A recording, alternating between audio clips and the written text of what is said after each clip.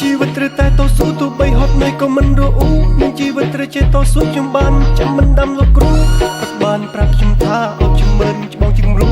បើសិនយើងដើរខំវាច្បាស់ណាស់នឹងធ្លាក់ចូលលូនឹកដល់គុណអ្នកគ្រូតែបង្ហាញគោលដៅ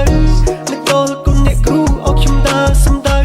អោខ្ញុំដើរមួយចូលជឿរឿងផ្លូវត្រូវលោកខាត់សមត្ថភាពអត់ខ្លាំងពីភាពងងខ្លៅ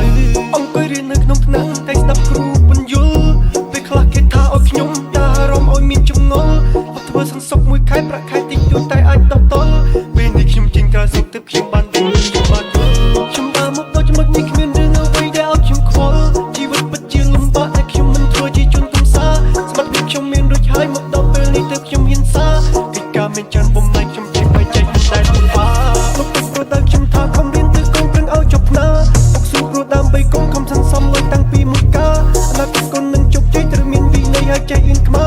ទីមើងងាយណាស់ថាខ្ញុំអ្នកក្រជាទីតោកយ៉ាបន្តនៃស្រមៃដែលខ្ញុំបានគិតវាទុកពីមុន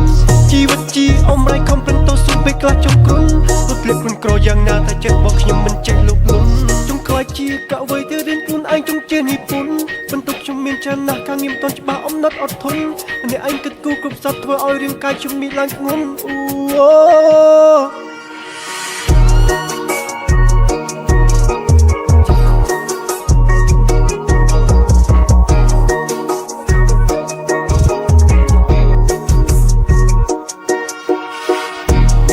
ត្រូវតែតស៊ូទោះបីហត់នឿយក៏មិនរអ៊ូមានជីវិតត្រូវចេះតស៊ូខ្ញុំបានចាំមិនដាំលោកគ្រូគាត់បានប្រាប់ខ្ញុំថាអត់ជំរឿនច្បងជាគំរូ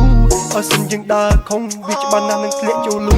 នឹកដល់គុណអ្នកគ្រូតែបង្ហាញគោលដៅនឹកដល់គុណអ្នកគ្រូអោខ្ញុំដើរសំដៅអោខ្ញុំដើរ